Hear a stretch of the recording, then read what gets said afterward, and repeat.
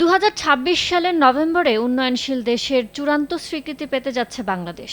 লক্ষ্য অর্জনে নানা চ্যালেঞ্জ মোকাবিলায় জাতিসংঘের এসডিজি আর নিজেদের ডেল্টা প্ল্যানকে সামনে রেখে কাজ করছে সরকার। সেই উত্তরণকে টেকসই করার কৌশল নিয়ে রোববার সকালে আয়োজিত সেমিনারে বাণিজ্য সচিব দিয়ে গেলেন 6 দফা পরামর্শ। জানালেন, অর্জন করতে হবে মুক্ত বাণিজ্য চুক্তি করার মতো সক্ষমতা।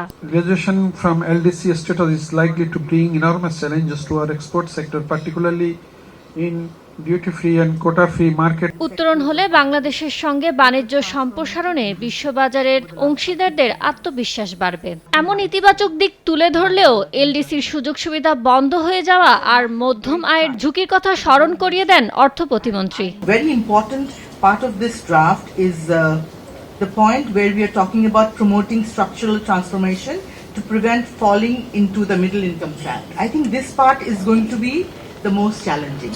স্বাস্থ্য এবং স্বাদের মধ্যে চমৎকার একটা ব্যালেন্স করে পীর প্রিমিয়াম আয়োডাইজড লবণ।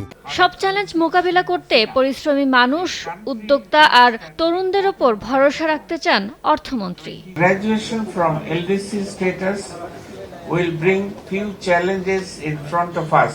However, we believe that our strengths lie in our hard-working people, vibrant entrepreneurs, the young generation, and people-friendly government under the leadership of Honorable Prime Minister.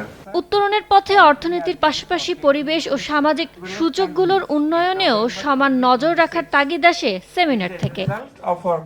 Yanur Shifat, সময় সংবাদ, ঢাকা।